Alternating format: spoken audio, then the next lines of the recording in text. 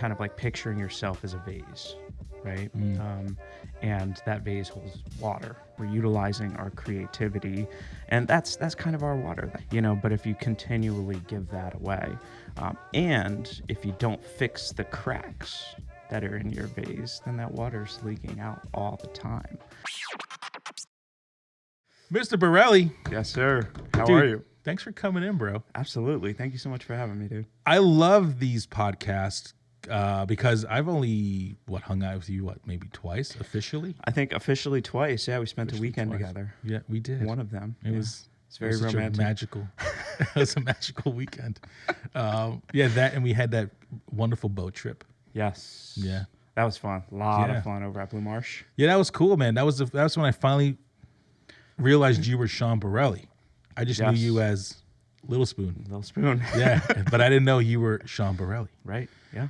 Because that was... so you finally got to put a face to the name. Yeah, because obviously I do my due diligence. Like, who are the players in the game in the area? Okay. I'm like, Borelli Designs. Where is this guy? Who is this guy? Yeah. What does he do? Well, like, I've always known about you, but I've never, like, met you, you know? Yeah. So, like, we've probably known about each other for years, but have never, like, come face to face, never hung out or anything like that until recently. So, yeah. Which is pretty cool, man. It is cool. Because I've been an admirer of your work for a long time. Thanks, man. Yeah, absolutely. I appreciate that. Yeah.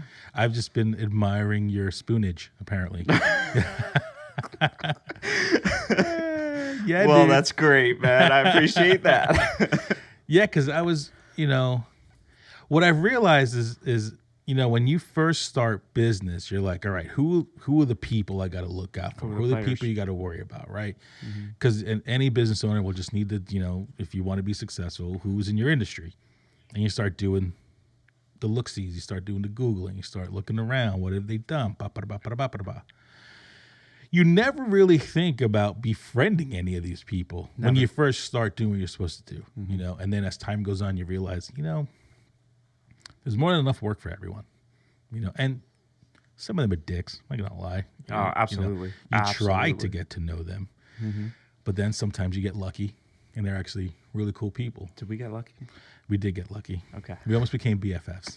Almost. Close stepbrothers. Well, we'll get there. We'll get there, man. Well, you lent me money already. You lent me money already. Yeah, well, yeah. So that was interesting. You're like, hey, can I get X amount? You were like, here's all my money. I was like, wow, thank you. I just need like 25. Here's the rest of your dollars back.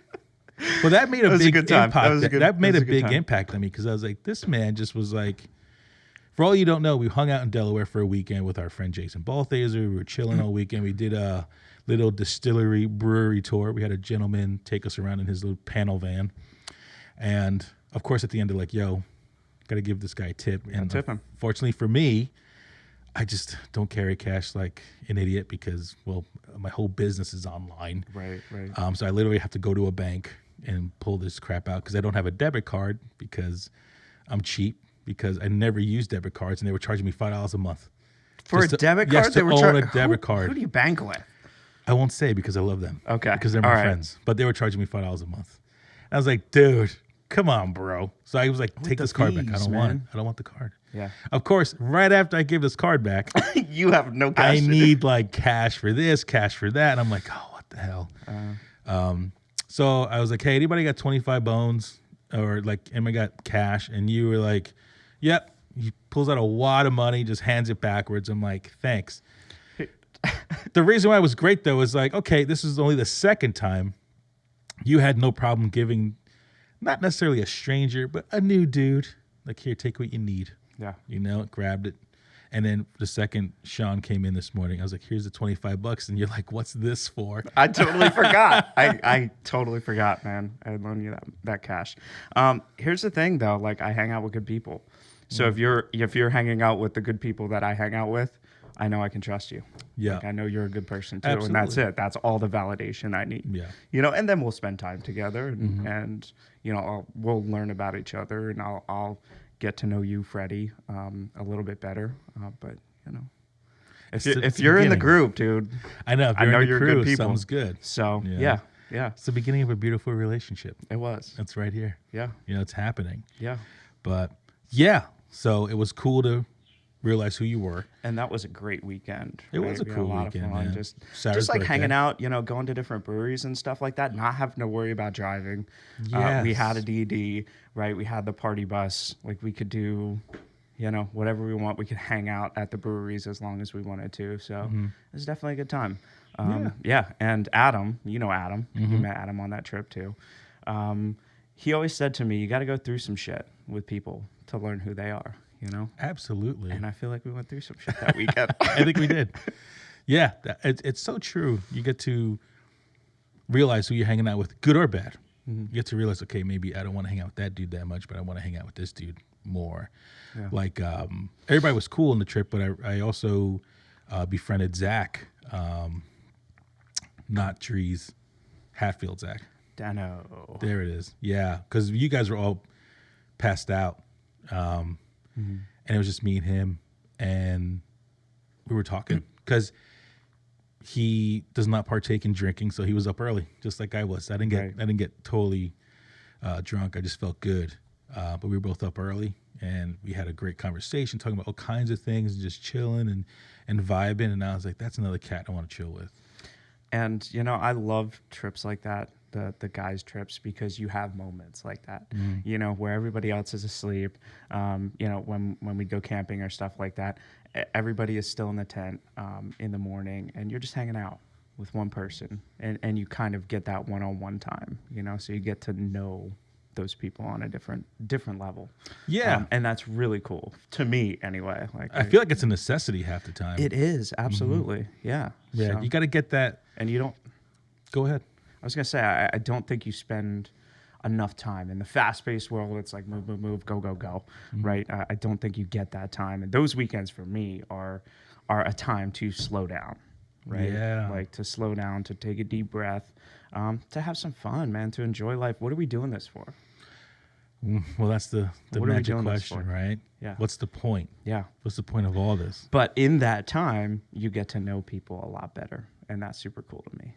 So I love it, and I needed a fresh set of faces, a fresh set of anything, because you do, you almost get so caught up in like the entrepreneurial world, where even though everybody has their own business, you're still like the same person. Yeah. You have the same gripes, the same complaints.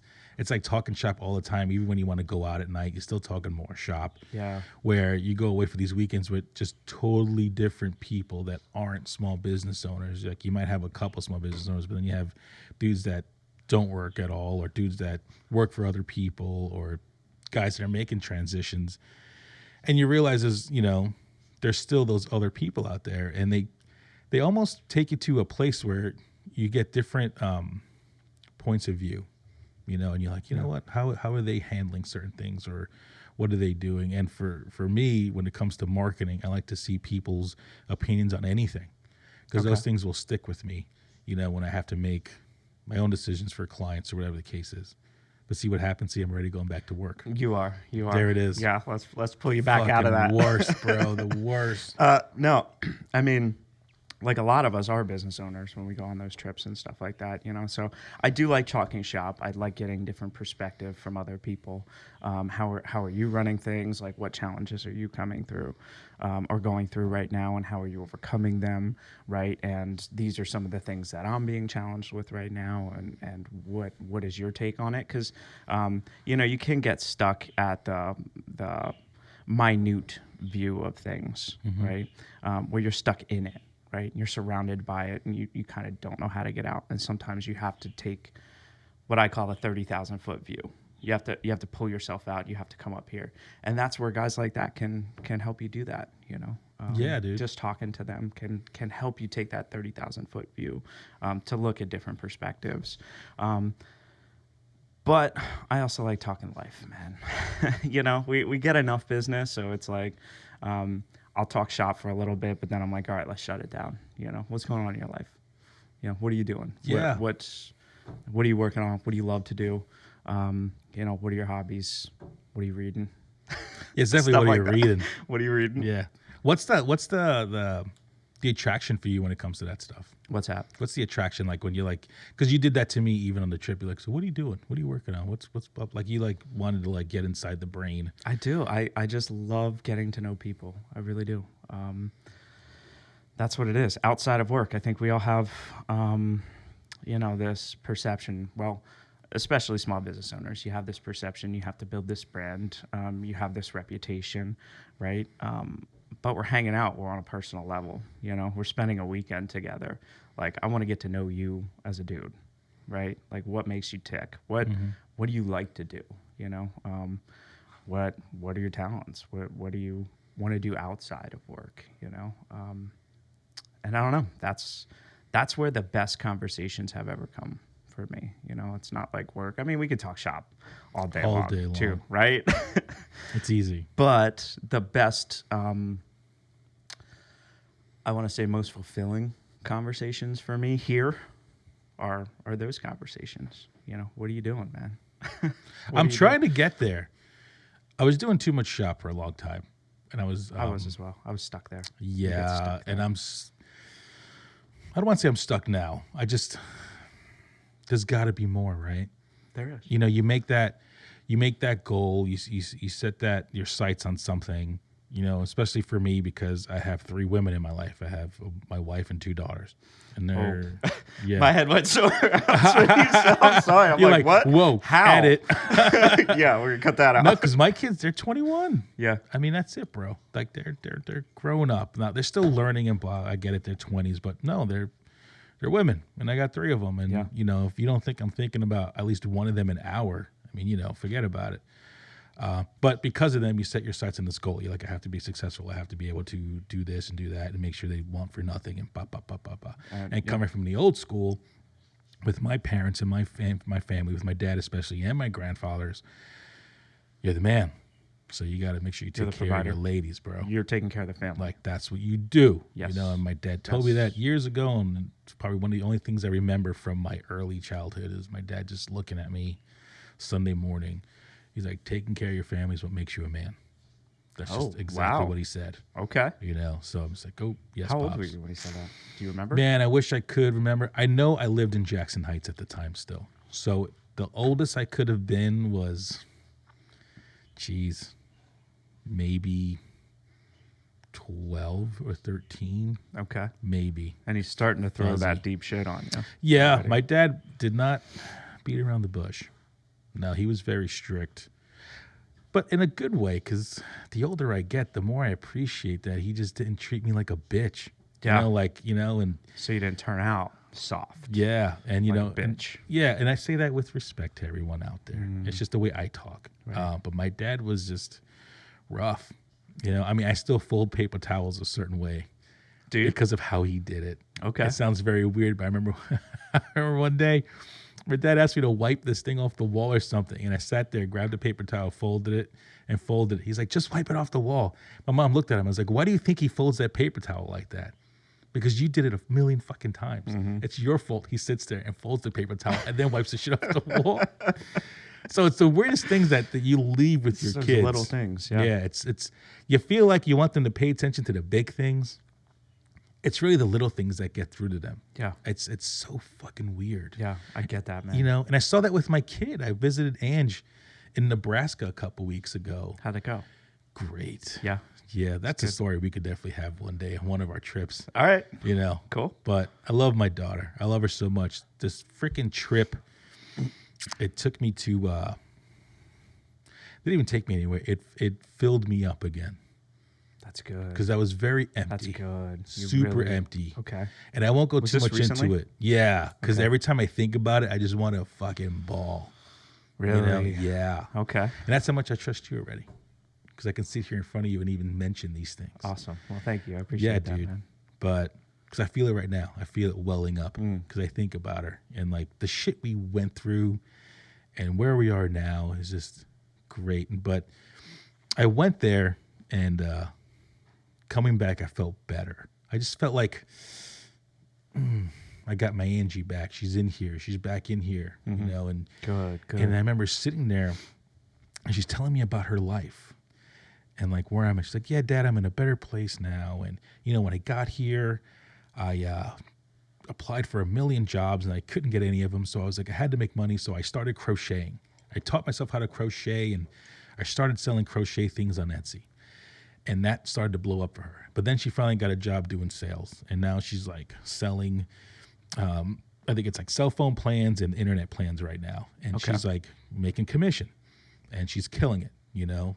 It's a good way to learn too. Right. A lot of things. But the funny thing is I'm sitting there listening to her talk about this. And I look at her and I'm like, you look like your mom. You're the spitting image of your mother. But inside, you're all me. You are your father. Okay. All inside. You needed to make money. You're like, fuck it. I'm going to learn how to crochet, and I'm selling these bitches. I'm doing whatever it takes. Right. You know, and then she's doing selling. I'm like, and I never sat down and said, this is how you sell, Ange. This is how you, She just watched you do it. That's it. She just watched you do it. And then she picked up on it when she was younger. The kids are like a sponge, man. They are like a sponge. And they'll pick up on the good stuff. They'll pick up on the bad stuff too. And I'm not perfect by any means. No parent ever is, you know. And I'm not a parent, but, you know, I have parents and they have parents. Yeah, dude. And, I've done a lot of deep work there in that aspect of things. And, I mean, no parent is ever going to be perfect. Yeah. You know, but yeah, they will pick up. Kids will pick up on the good things and the bad things. So you have to be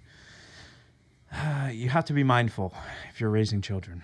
And, you know, and my parents definitely were not and I wasn't either. I sit here and go, Fred, you know, you start going through like the table of contents, you know, of your parenting years. And you're like, that was stupid. You could have did that better. Why'd you do this so many times? I'm like, you're not perfect. No. You know, so you do the best you can. And, but it's nice to know that she still loves me, and it's all good. Well, that's good. That's good. I love trips like that, you know, or just even moments like that where you're filling yourself back up, you know.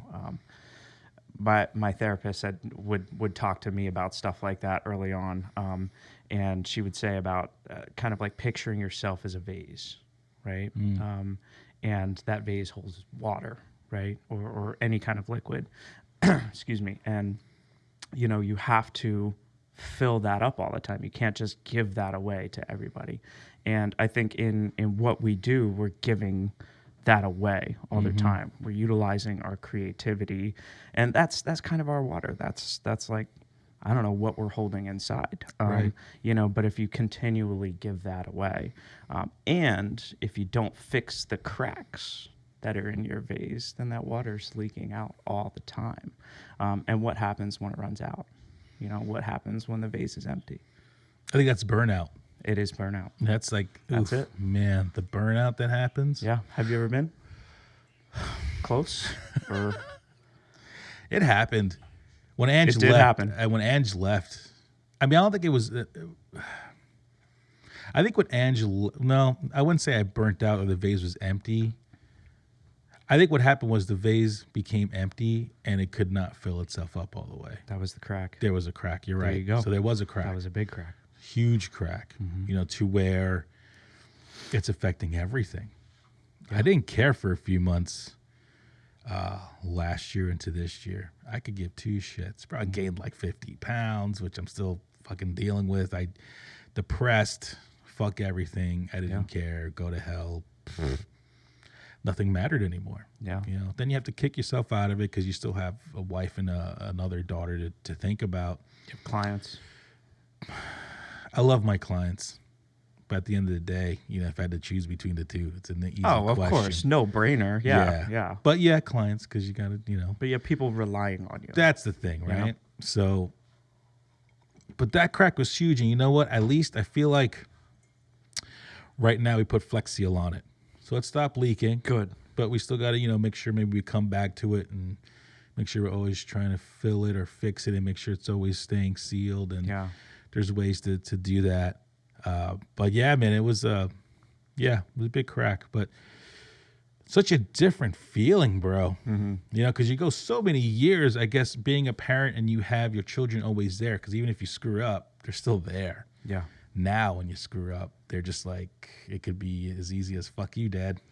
And Right, they're because out. they can make their own choices now, Yeah. right? They're adults themselves, and it happens. So yeah, And that's what happened, and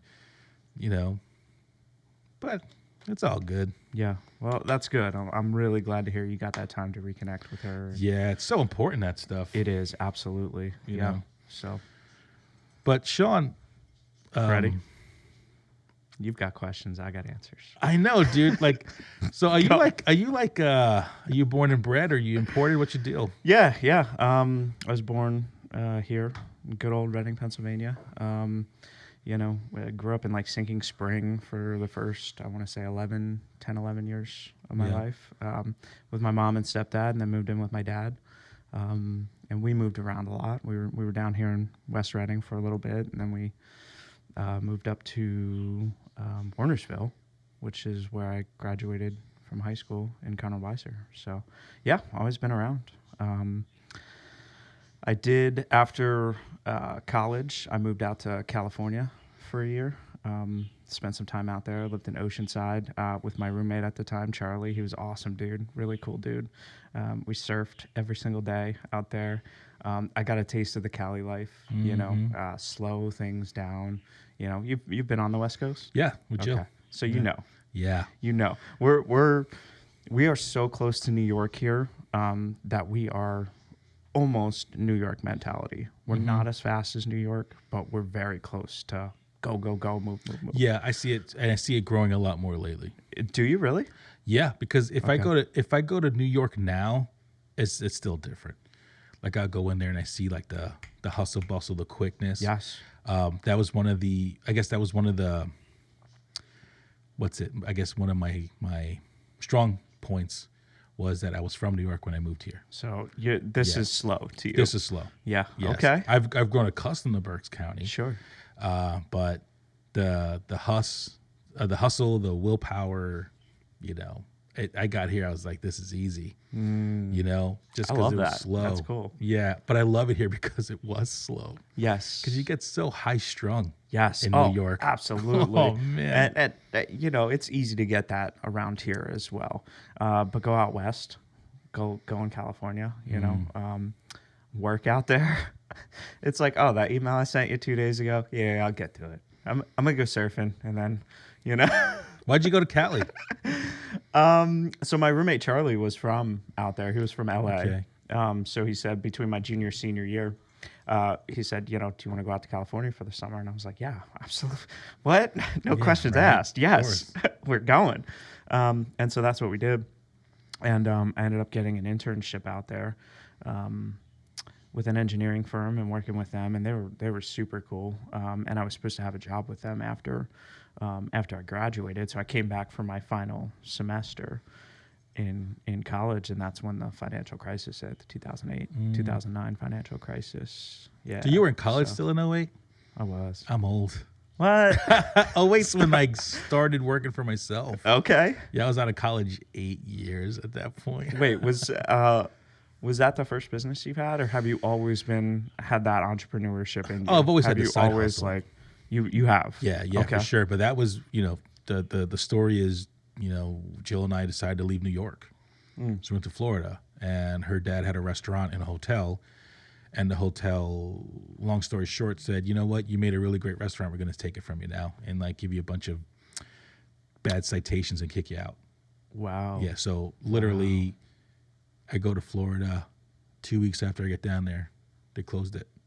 The hotel closed it. So we had no jobs. So that was the point in my life where I was like, I gotta do something. The side hustle thing has to become the main hustle thing now. Okay. Right. So, but that was 08, bro. Yeah. So you're graduating in 08. And I'm like, I got 2 kids and a wife. What the fuck am I going to do? I mean, that's the same time when I started Borelli Designs, though. It's 2009.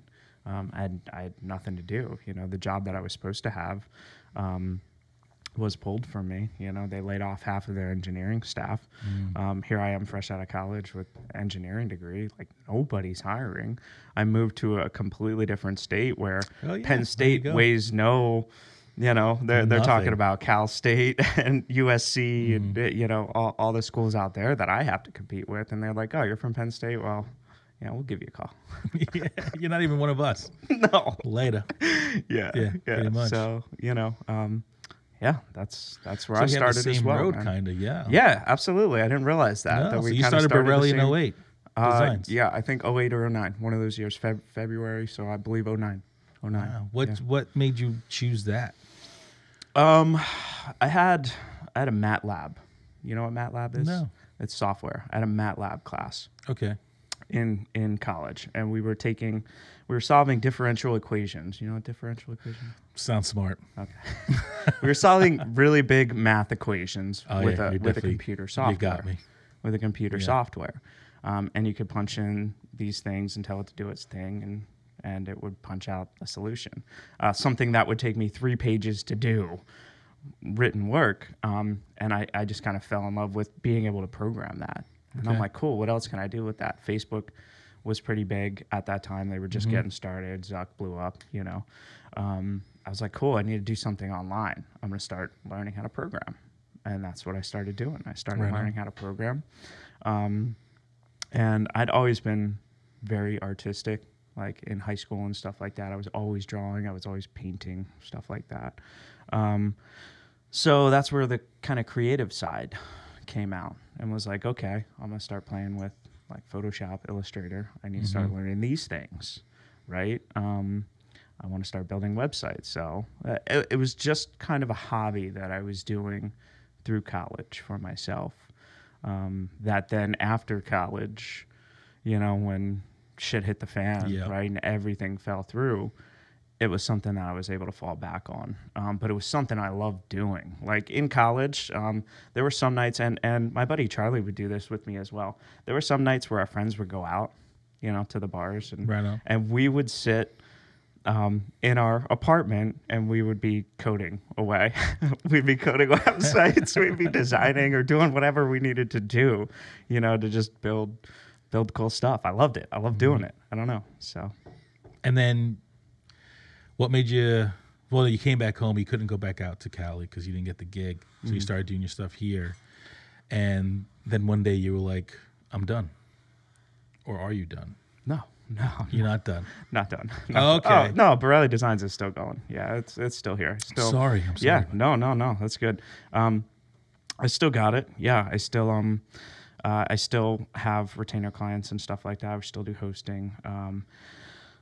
It's just taking a much different approach. Yeah, because now you're hands-on with other things. Yeah, doing another business. I have a contracting business, which I absolutely, most days, absolutely love. Is that the and engineering in you? Need to do that. That definitely fulfills the engineer. I actually wanted to be in architecture. I wanted to build houses and, you know, like really cool houses. I was in love with a lot of architects when I was in high school and college, and my college mentor talked me out of it and said I should go mechanical engineering. He said architecture would be too hard for you. Oh, Yeah. which is cool, but that me working with my hands like this table, like I keep touching the table know, because this- I'm so you're, like, I so love into it. this thing. I love yeah. I really like working with my hands. I love working with wood. I got tired of sitting behind a desk all the time. I was completely out of shape. You know, I wasn't taking care of myself, and I did reach burnout. You know, and I was very angry. I was very frustrated. I wasn't doing my best work. You know, I was just pushing out work to have to push out work. You know, and I just didn't. I knew there was something more. I knew there was something more to business than almost feeling like you were locked in a prison. Is the best way I can describe it. You know? feels like I'm talking to a mirror. Wow. Yeah. It's Okay. like, you know, you get to that point where you're just like, dude, all I do is sit behind this desk and I'm in this building and 12-hour days. The How do long you days, the nights, the weekends? People God. don't really get what really goes into what we do, you know. But Oh, yeah. but you get it, and that's what's so cool. Like we can talk about that stuff. So how many times have you been on a vacation sitting by a pool or doing something and you get a client that calls or emails and says, I need this fixed right now. And how many times do you have to drop something and run off, leave your family, sit behind that computer and fix something, or leave your vacation, or, go away from that pool, and nobody's going to die. No. Like their building's not going to burn down, if the website's down for a few hours or whatever, Well, but they don't like that. Yeah. It's like the end of the world. The world's good. It's the end of the world. It is the end of the world, because you don't have their website up or something's not working properly. I mean, I get it, but, it's funny because people talk to me about their full-time jobs, and I'm just like, oh, I remember my first part-time job. Right? I work 40 hours. You work 9 to 5? What? Yeah, I was like, wow, it's so weird working 40 hours. I feel like I'm on vacation. 8 hours a day, so easy. That's like a fucking blink of an eye. That's what I wanted to get back to, though. And a lot of times I can do it. Now, there are some times, though, where I'm forced to just push and grind through, especially doing both, doing Borelli designs and doing the contracting stuff. A couple weeks ago, they had the gala, Laney's Legacy of Hope. You've heard of them? Yeah. So I did the gala program for them and stuff like that. I have been doing it for years, and I had a bunch of projects lined up for that week, and also the gala program. So there were 2 or 3 days where I pushed through on 2 hours of sleep. Wow. Just like running, doing what I needed to do out in the contracting world, coming back, putting this program together, spending 8 hours at night doing this program, falling asleep for half hour, 45 minutes, boom, up at 6, back out the door. Oof. And sometimes you just have to do that. Sometimes you just have to push through. There are other weeks where, it'll be a lot lighter, and I'll work maybe 4 or 5 hours a week. And that's cool. Those are the weeks where I can fill that vase back up. You know what I'm saying? How do you feel when you do those days? You have the 2 hours of sleep and like you're contracting, and then you're banging out these designs. Like when it's finally over, said and done, how does it make you feel though? Very accomplished. Yeah. At the end of it all, I'm like, God damn, look what I did. Look what I went through. Yeah. Look what these hands have produced. Right? I feel like that too, because look, a lot of time it's easy to complain. It really is. Absolutely. It's easy to oh my God, another 12-hour days and blah, blah, blah, blah, blah. But then when you get to the end, and at least for that project, and like you busted your ass or you spent 3 days on it or whatever the case is, and when that thing finally gets up there and you see your work just being utilized by people or being seen by people, and then that client's just like, thank you so much. It's like, yeah. That's the start of the instant fill of that, of my vase back up for me. And it's crazy because I'll be ridiculously exhausted up until that point. And then when I get to that point, it's like, I want to dance around in my house, dude. I want to turn on some music and just be like, yes, I've got all this crazy, insane energy. Where is this coming from? I haven't slept in 2 days, but this feels pretty damn good. Yeah, and it drives me to do more. It drives me to realize why I even did this in the first place, and competition will do that to me too. Really? When I see people, thinking they know what they're doing, that fire, that gives you spark, a drive. That gives you more of a drive. Man. Okay. You get that that person that just, when they sit there and they just jump in, and they're like, oh, I do this now. And I bought a book on WordPress, and now I can pick it up. Yeah. Is that what you're talking about? No, because if you bought a book and did it, fine. Because that's what I did. I didn't go to school for any of this stuff. Well, neither did I. Yeah, so. But it's just like one of those things where it's, had a situation where a client comes up to me, and they're like, hey, a couple weeks ago, person number X told me we should go to this company because of the price difference, right? FX fee is X amount, and this company is X amount. And, the price difference was pretty vast, where like my monthly bill is 3 digits, theirs is 2 digits, And right away, my client talked to person X and said, why would I ever leave Freddie to go That's to the them? right answer. Right. They're like, like those are the clients you want. Yes. I was like, why would I ever leave Freddie to do anything else? He's always had my back, you know? And I just thought to myself, like, that one instance is just like, fuck yeah. Now I'm Absolutely. like back in it. So you're talking about filling a vase, which is a great analogy. They lit the torch. Yes. Yeah, they were just like, they threw like fluid on it and threw that match in. It was like, you know, and that was the beginning of like even me talking to McCookie. I was like, McCookie, I'm fucking done. Yeah. We're going. So how can you help me? And I even got even crazy, and I was like, maybe I regret it, maybe I don't. But I looked at McCookie too, and I was like, and McCookie, I could have went to anybody else. I went to you. And I want you to not make me regret this decision. Because he's your guy. Yeah. It's because he's your guy. He's my guy. Yeah. He's my guy. But and my wife was like, you shouldn't have said that. I'm like, maybe I shouldn't have. But I didn't say it in Heat of the malice. moment. I said You're it feeling in very passionate about it. right. But it wasn't in malice. It was in like, you're the fucking guy. You are my guy. Right. Are you gonna fucking take me to this place? You know, I want you to take me to this place. You know, and I had to just put it in him. So maybe the fire went a little bit into his heart. I got it. You know, just because now I'm like, fuck everyone. I'm just like, had it. You know, I'm like, fuck everybody. It's fucking time to go. Yeah. You know, let's go. Yeah. And that's where I'm fucking going, dude. I love it. I Yeah. love it. I love that fire. Yeah. I love that energy. I feel it sitting Yeah, across the dude. table from me right now. It's crazy. Which is really, really cool. But here's the thing. Like, people who feel valued will do 10 times more than someone who doesn't feel valued. Absolutely. So those are the clients you want to work with. Those are the clients you want to focus on. The ones who do value you, because the ones who don't do that, who are just, you know, price shopping and it's all about, you know, bottom line and numbers and, you know, mean shit to them. Those are the ones that are going to drain that. Yeah. that And we base, had that too. You know? Yeah. You know, because we did a recent price increase. It was necessary. Haven't raised You my have prices. to. Yeah. Prices have increased everywhere. You know, our gas prices are more expensive. Oh my God. Food is more expensive. You know, your grocery bill is now twice what it used to be last year or 2 years ago. You know, so everything has to go up. Everything. Yeah. So we did that.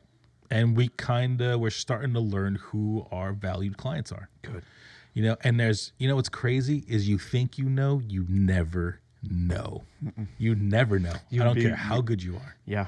No, not at all. They will surprise you. Yeah, I don't know how many times I can tell you, Freddie, that I have been surprised, you know, by those type of people. yeah, because there's clients that I thought would be like Fred. Ride or die. Hey, man, I can't. Blah, blah, blah. Nope. They didn't even think about it. They didn't question anything. They didn't call me, comment. They just sent the new check in. And they're coming in, no problem. And then you got the people that you think are like hardcore you and love you to death, and they'll sit there and fucking hug you and all that bullshit. And then tear your ass And apart. they're just like, yeah, no. And then you just sit there going, really? Yeah. Like, fucking After all really, that? man? After all that? Yeah, dude. And they do Yeah. it. They do it all the time. Yeah. You know, and I wish I used I to take could not that shit take it personal. really. I was just gonna say that. I wish I My could. God, yeah, I used to take that shit very personal, dude. And it fueled a lot of anger in my life Yeah. for a long time, you know. And that's what stole the love of building websites from me. Was that right there, you know? As I used to take that shit personally. Yeah. And now I can't anymore. Now, number one, I have to realize the people that I want to work with, and the people that the businesses that I want to help grow, and the people that I want to invest my time and energy in. Those people that do value me, you know. And yeah, just focus on them, I guess, you know. And I can't let that anger drive you. You know what I mean? So to deal with that anger, what are you going to do with that anger? How are you going to work through that anger? You know? And yeah, there's a lot of ways that I have done that, which has been amazing for me. You know, but yeah, you do your worst work out of anger and Oh frustration. my God, right? yeah. Versus your best work when you're in that creative mindset, when you're loving life, when your vase is full kind of thing. You can pump out the most amazing work. I don't know how many times I've surprised myself. Yes. At the end of that grind, at the end of that 2-day grind or whatever, you stand back and you're like, whoa, where the fuck did this come from? But I love it. Yeah. And because they appreciated you. Mm-hmm. Exactly. Right. Yes. So now that client that had my back, not that I never loved all my clients, but you're still human. I don't care. At the end of the day, you're still human, man. Mm-hmm. Some people get a little extra. And when they told me that story, I was like, I fucking love you. And whatever you need. You got my back. I got your back. I got you. Mm-hmm. Like, don't even fret. Let's go.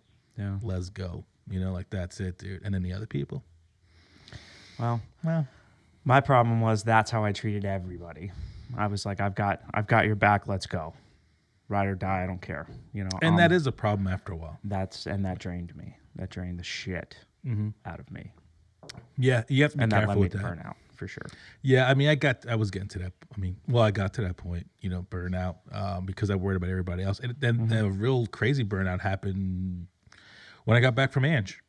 Like that Monday, because I literally went 6 weeks where it was 5 days of work or 4 days of work, but 3 days of travel, which I know you're thinking, well, travel's great. It is, but traveling will kill you. Yeah. Yeah. So it was 6 weeks straight. And that Monday, I came into the office. I literally did like a 9 to 5. Went home and crashed on the couch for 2 days. Oh, wow. Yeah. I was like just blah. Yeah. It was crazy how your body will actually go, you know what? I've been trying to tell you, go fuck yourself. Yeah. It just turns give up. Yeah, man. But it was one of those things where I was just like, all right, it sucked, but then I think the vase, when I realized where I came from, talking to Ange, I text her every day, we're always talking, and it's okay, it's starting to come back. That's so cool to hear. Yeah, it's crazy how kids will alter your being, I can imagine. Yeah. It's just, wow.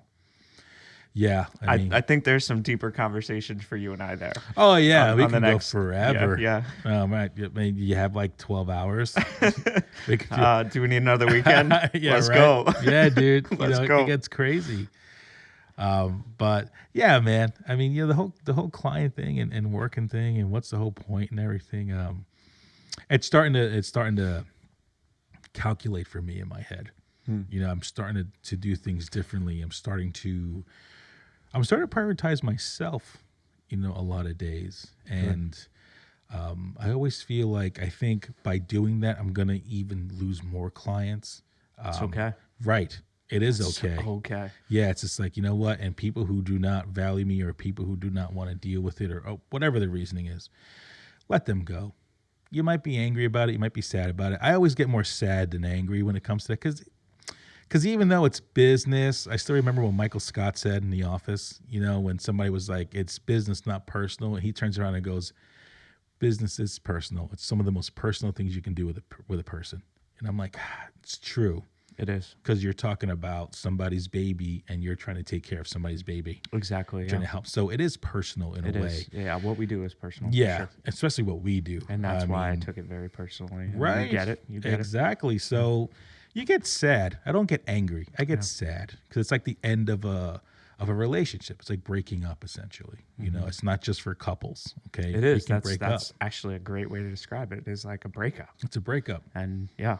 Yeah, and it sucks. It does. Then you start, and then when you see each other in public, it's weird. It is like, so weird. Or you're at an event, you're at a fundraiser. Like you're gonna have to see these people again, and it's those awkward moments. Yeah. It's like it always happens. Yeah, it does. It's just like that. You're like, oh, how you been? How's it going? It's nice to see you, and then you walk away. Mm-hmm. Yeah, I do not like that at all, man. But that's a great way to describe it. Yeah, dude, for sure. And I learned a lot of that from this book called. What's it? The Pumpkin Patch or the Pumpkin Plan. Okay. Yeah, if you don't know about it, get on that, bro. What is it called? I think it's the Pumpkin Plan. My buddy Jim Holler told me about it a long time ago. And then my kid, Angie, brought it up again to me. She's like, Dad, you really got to read this book, Dad. It's about clients and work procedures and how you set your businesses up and stuff like that. And essentially what it says in a very short summary is like, you have a farmer and they always grow those big ass pumpkins, right? But the only way they build those big ass pumpkins is by taking all the other pumpkins off the same vine. Right. They find the one thing that's so you great. feed that one great thing with all of the nutrition versus trying to feed 10 different pumpkins. Exactly. Wow. A lot of sense. Yeah, I know. I remember Jim telling me that years ago. Jim Heller, shout out. And and that's when I started calling it tacos, though. I was like, I just want to build tacos, man. I just want to serve tacos. And he's like, what? I'm like, websites. Because when I started, I was always like, oh, I can provide your company with you name it, I can do it. If it's digital and it's online, I got you. Mm-hmm. You get to a point where it's like, bro, like you're literally doing all these things. What can you do well? Yeah. And when you go back to a food truck, you know, like New York City food trucks, they're not all serving a million things. There's a taco truck. They have great tacos. Right, but it's like tacos. Or there's an empanada truck. It's just empanadas. Like, that's what they do. They don't do anything else, but they're the best freaking tacos you're ever going to have in your life. And I was like, you know what? I need to just sell tacos. Yeah. And they're websites for me.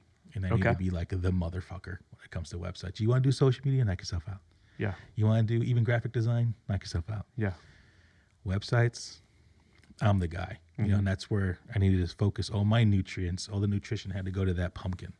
You know, and that's what the pumpkin plan essentially helps you with, and a bunch of other things. It's a great book. But yeah, I mean, that's just, you know, where I went, and that's where I had to go. And, you know, it's helped me. I'm not done with the book yet, but it definitely took me to another place. And it takes courage to do that. Absolutely. Because you let go of things and you're like automatically thinking, oh my goodness, am I going to find a replacement for that income? Or exactly. Yeah. You're letting go of revenue, right? So it's like you're making this big change. You're letting go of that revenue, but what are you gaining through that? Yes. You know, and how much more are you going to be able to gain by focusing your time and your energy on whatever it is that you want to do? And for you, it sounds like websites. Yeah, I mean, that's what I want to do. And now I've taken to the next step of that pumpkin plan. And that's to eliminate the clients that do not want to hang out with me, you know, and I just want to have the clients that really love me and value what I do and understand why I do it. Mm-hmm. If I can get a bunch of those, and you know what's crazy? You don't need a bunch of those. You don't need a bunch. You need a handful. A few. You need a handful. That's it. And that's it. You know, and Core Health is one of them. It's crazy that we're like on the same path. Exactly. But we it's never the same knew that thing. we're on the same path. Same path, bro. Mm-hmm.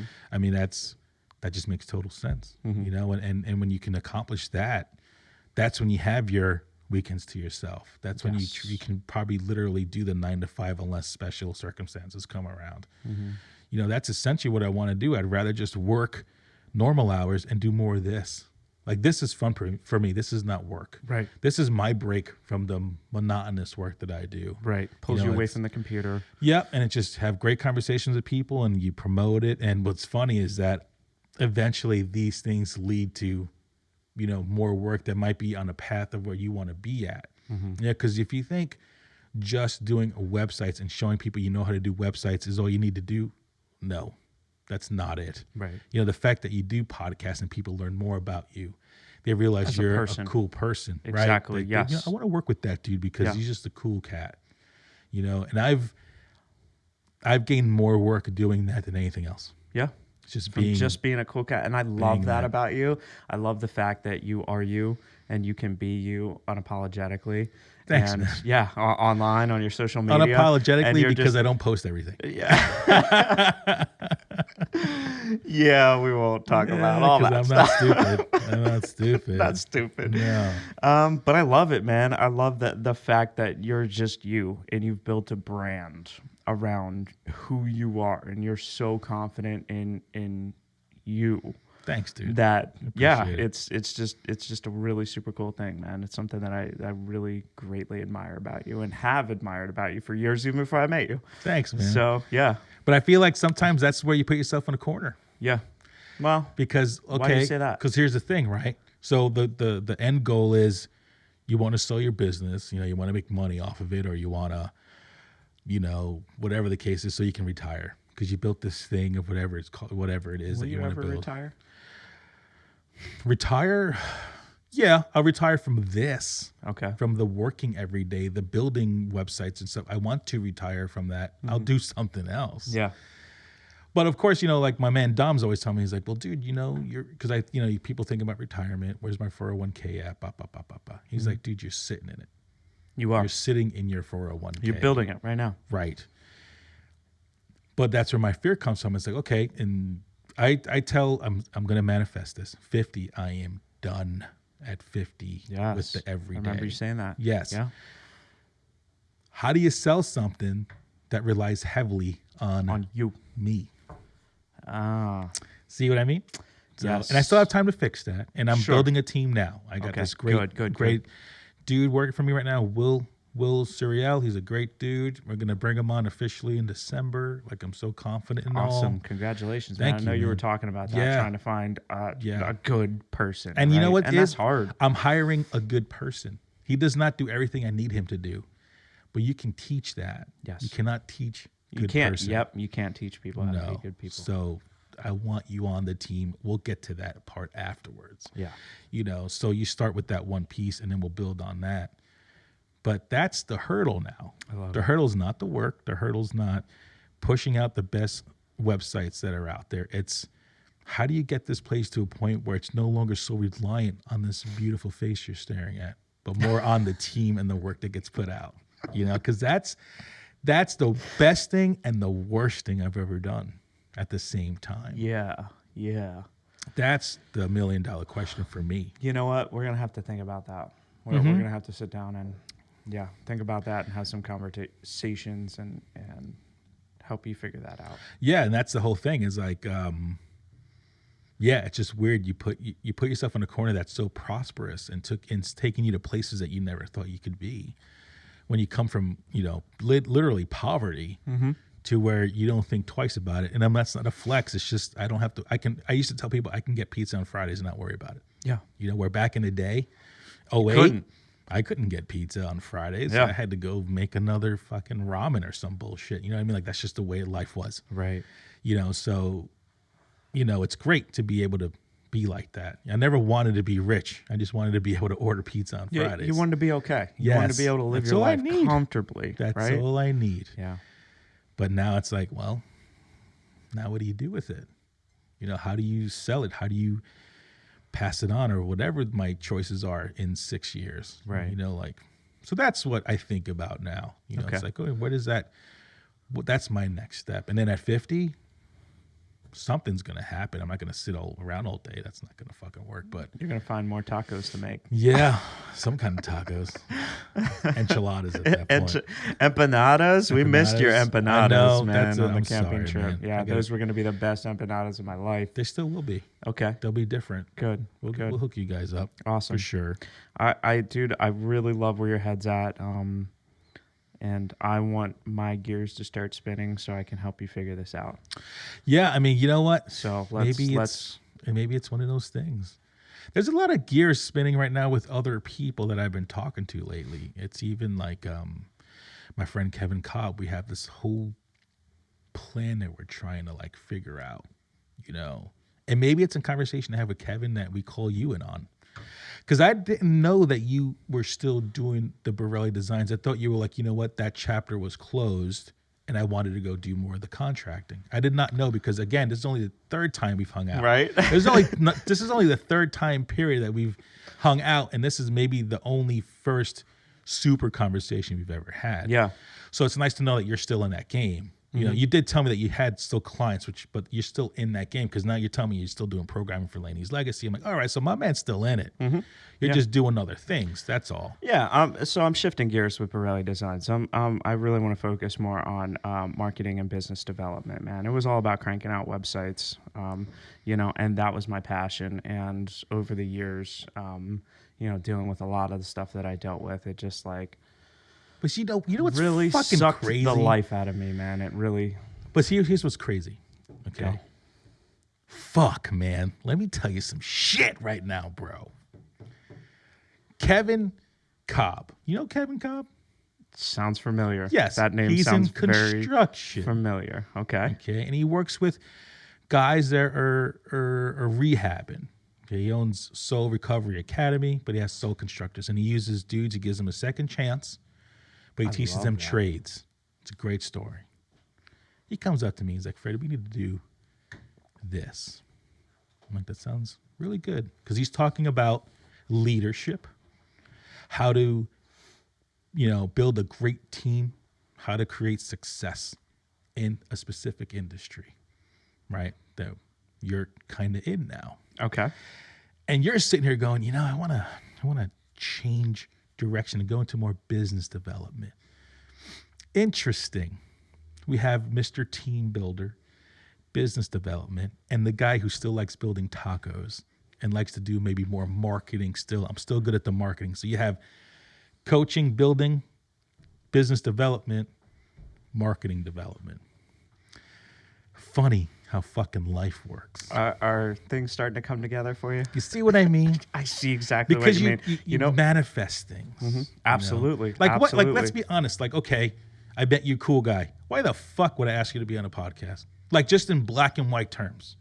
Why would I say, Shawn, come on my podcast? Why would I make you the first guest on my new revamped podcast in this beautiful studio McCookie set up for us? There's Why one would you reason. be the fucking guy? We have to build stuff together. Right. That's it. And it just hit me 2 minutes Right ago. now, yeah. I'm like, fuck. Mm-hmm. Kevin Construction. Shawn Construction. Yeah, I've been thinking about that for the past couple of days. Like, honestly, even before that trip, dude. Like, what do I build with Freddie? Because he has really cool. He's just putting out a lot of really cool stuff. I've always admired his work. That's the one big change in my mindset when it comes to business now versus 2, 3, 4 years ago. Is you were talking about competition earlier. Mm-hmm. Everybody was competition in my eyes, and this would never have happened. The old me, I would never be sitting at this table across from you, the old me. What I learned in the biggest change in my mindset when it comes to business is one word: syndication. You have to work with other people. There's no way around it, right? It was always about, when I was building the business, it was always about me. It was always about, I need to do this by myself. I need to build this, and I'm going to take everybody. I'm driving down this road, and I'm picking out all the businesses, and I'm like, they need a website, they need a website, they need a website. I need all of them. Right, and anybody that's doing websites in this industry, they're my competition. Mm-hmm. Now, definitely has changed. Mindset has definitely changed. Who do I want to work with on this street? Is there anybody on this street that I want to work with? But who do I want to work with to build stuff together? Because you can only go so far working by yourself. Right, I learned that. You can exponentially grow when you start to work together with other people. So, Freddie, the question of today is, what are we going to build? It's like Joey Diaz says. You know Joey Diaz, the comedian? No, I'm not familiar with him. There's one quick little snippet of him when he's doing a piece of stand-up. He's like, you only need 2 or 3 solid motherfuckers to take over the world. You don't need an army. He's like, you just need 2 or 3 down the fucking hardcore motherfuckers, and you'll take over the planet. I love that. And I'm like, God, that's just so true. Mm-hmm. That's just so true. It's about the team. It's about, having the right partners or creating the right team, because you will go exponentially farther in life and a hell of a lot quicker, right? We're all out here like trying to get ours, right? Mm-hmm. What's mine? I want to provide for my family. I want to support my family. You can get there so much faster by helping each other out versus just working by yourself. Yep. You get there so much faster together. Yeah. That's syndication, man. And I learned that in real estate, investing in real estate, specifically April Crosley, I know her. Crosley. I don't know. I mean, I'm not friends with her, but I know of her, yeah. I'm really good friends with her son, Alex Smith. I've been doing a lot of work with him. And we've got some stuff that we've been talking about doing together business-wise. But they've been able to buy insane properties and insane real estate, because of their syndications, because of working together with other investors, right? Where they were just building their real estate portfolio and however many properties they have. Once they started working with other partners, they doubled and possibly tripled. I don't know if that's...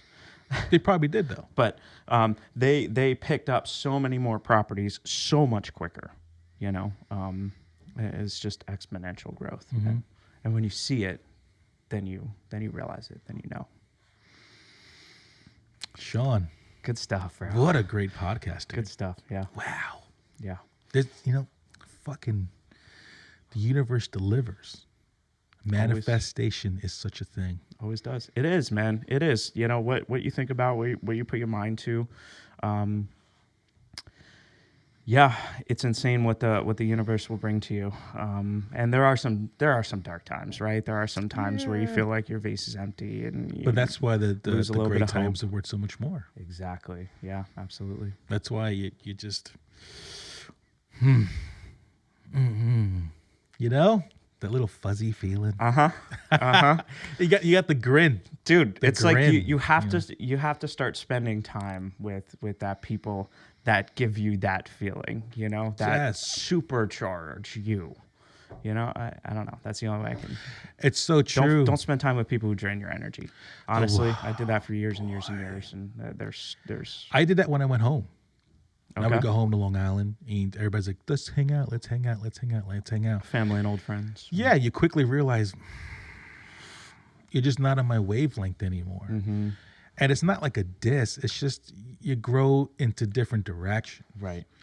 Where there's times where I go home and I don't want to see anybody but maybe two friends. Yeah. And then come back because maybe I need that part of my vase filled up. Yeah. And you quickly realize that when you go to do the same old thing and you're like, yeah, this ain't me at all anymore. Yeah. I feel like I am just wasting my time. And the older I get, my time becomes more and more valuable. Absolutely. Not that it isn't priceless already, but when you start thinking about, and that what's funny is, I thought about that this morning. I'm like, in my 20s, I didn't give a shit because I was like, whatever, I'm only 20-something. My 30s, I really didn't care because I was like, well, I'm in my 30s. I still have time to figure it out. When that clock hit 40, I didn't let it bother me in a sense of like, I'm getting old. It bothered me more now as I see 44 coming. You don't want to be, what do you call it? I don't know, Debbie Downer or whatever they call it, but listen, technically, I'm probably more than halfway done. I'm almost certain I'm more than halfway done. Okay. So what the fuck am I doing with the rest, bro? Yeah. It's like, do you really want to go? Where did the first half go? Right. And you're like, do I really want to go to Long Island to do that? Right. Why the fuck would I do that? And that's where you start to value your time so much more. And you start to value the things and the people in your life so much more. Yeah, and that's and you become very selective with who you want to spend time with and what you want to do. Yeah, and if Mama, I know you're listening, Jill, she always asks me, why do you always want to spend time with me? It's because there it is. There it is, right there. That's the answer. It's not hard to understand. I just feel good when I'm around you. Yeah. So you need to find more people you feel good around. Or not even more people, right? Not necessarily growing the circle, but shrinking the circle and increasing that time with the few good people. That's it. Increasing that the you time can with the few good appreciate people. The most. So, Mr. Borelli, you're full of them. Borelli-isms. Shawn-isms. Okay, I'll take it. Thank you. Thanks for coming in, bro. Absolutely. This is only the first of many. Good. We're gonna fucking do something crazy. I love it. I don't know what it is, but I kind of have an idea, but we're gonna figure it out. Okay. Awesome. All right, brother. And is there anything we should be promoting for you? Not right now, but whatever you and I do together or whatever we're gonna build is what we're gonna promote next. And they're gonna know. Absolutely. They're gonna know. Absolutely. All right, my brother. I'll talk to you real soon. All right, brother. Thanks so much for having me. I appreciate you. Hey, Thanks for checking out this episode of Fred Talk. If you totally got into what you just saw, make sure you like and subscribe so you never miss another episode. Check out the playlist because there's other cool people too. And if you can't watch all the time, check it out on any podcast outlet. Don't forget, your Uncle Freddie loves you. Peace.